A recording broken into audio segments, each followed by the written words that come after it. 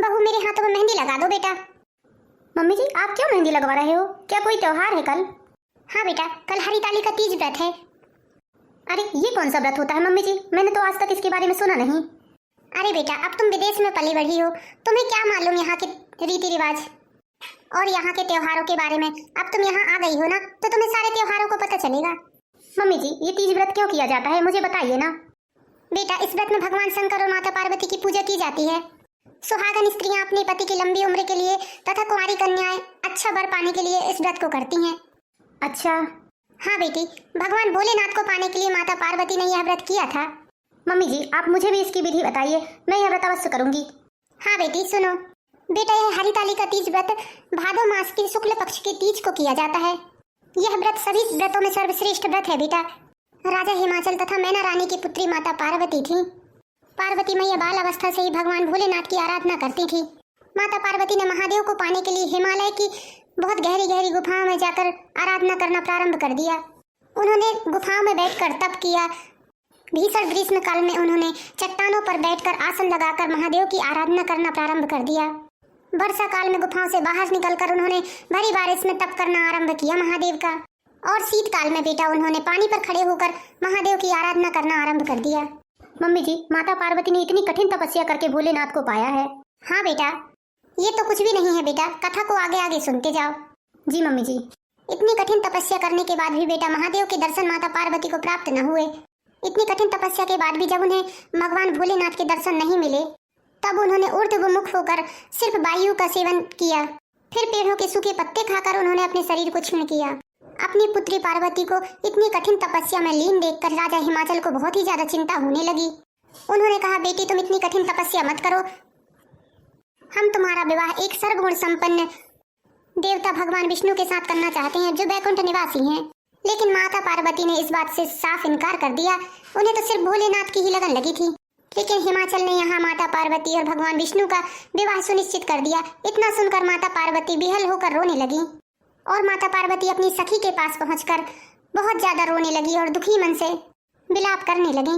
उस सखी ने जब माता पार्वती को इस तरह बिलक बिलक कर रोते देखा तो उन्होंने कहा, चलो पार्वती मैं तुम्हें ऐसी गुफा में लेकर चलती हूँ जहाँ राजा हिमाचल तुम्हें ढूंढ भी नहीं पाएंगे। ऐसा सुनकर उमा माता पार्वती अपनी सहेली के साथ हिमालय की गहन गुफा में विलीन हो गईं और माता पार्वती भगवान भोलेनाथ की आराधना में लीन हो गई। ऐसी गहन गुफाओं में जाकर माता पार्वती ने बिना अन्न जल ग्रहण किए भगवान भोलेनाथ का व्रत आरंभ कर दिया। उसी दिन भाद्र मास की शुक्ल पक्ष की तृतीया को माता पार्वती ने बहुत भोलेनाथ की पूजा आराधना की और पूजा आराधना के फलस्वरूप भगवान भोलेनाथ का आसन हिल उठा। तभी महादेव ने प्रसन्न होकर माता पार्वती को अपने दर्शन दिए और भगवान भोलेनाथ ने कहा, मांगो तुम्हें क्या चाहिए उमा। तभी माता पार्वती ने महादेव से बोला, हे भगवान मैं आपको वरण करना चाहती हूँ, मैं आपको अपने पति के रूप में पाना चाहती हूँ। और महादेव ने माता पार्वती को प्रसन्न होकर वरदान दे दिया और माता पार्वती को वरदान देने के बाद भगवान भोलेनाथ अंतर ध्यान हो गए। भगवान भोलेनाथ के अंतर ध्यान होते ही माता पार्वती मैया भगवान भोलेनाथ की जो बालू रेत की प्रतिमा थी उसे विसर्जन करने के लिए नदी के तट पर पहुंची, जहां राजा हिमाचल की मंत्रीगण उनकी पुत्री पार्वती को ढूंढने के लिए निकले थे और उन्होंने माता पार्वती को नदी के तट पर देखकर बहुत प्रसन्नता प्रकट की और मंत्रीगणों ने राजा हिमाचल को वहां बुलाया। राजा हिमाचल ने चिंता व्यक्त करते हुए कहा, बेटी तुम इतने भयानक वन में कहाँ थी? इतने जंगली जानवर तुम्हें खाना, यदि तुम्हें जंगली जानवर खा जाते बेटी तुम्हें कहाँ से लाता? मेरा और तुम्हारी माँ का क्या हाल हुआ है तो तुम्हें नहीं मालूम बेटी।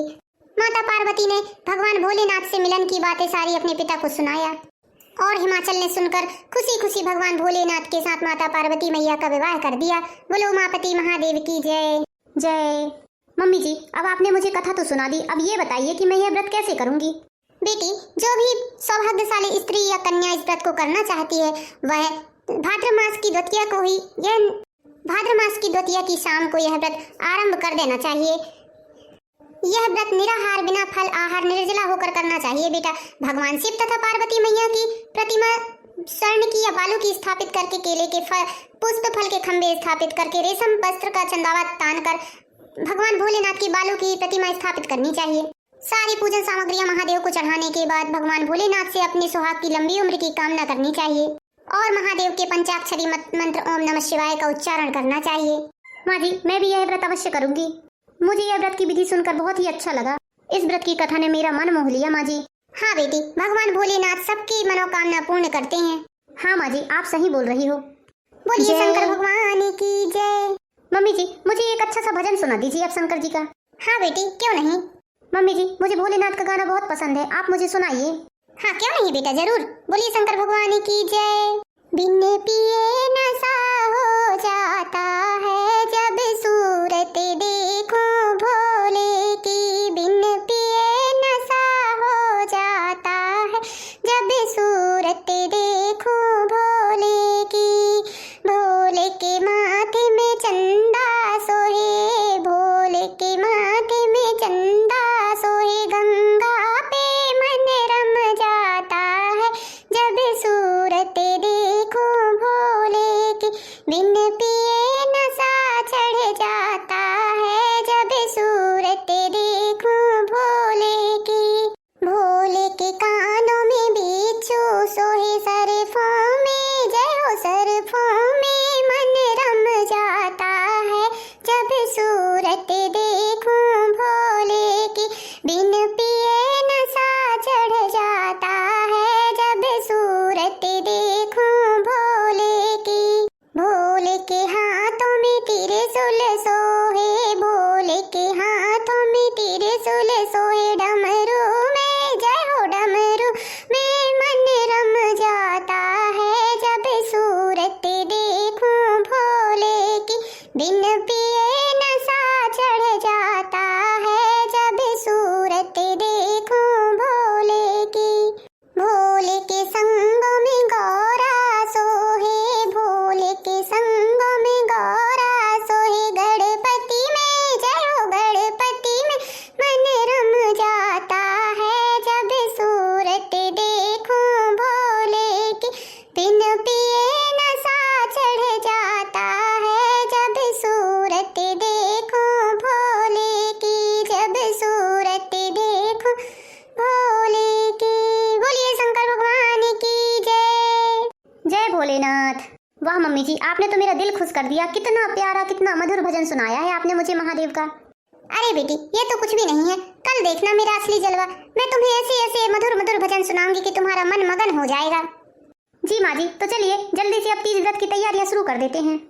हाँ बेटी, बोलिए जय शंकर भोलेनाथ। भगवान की जय।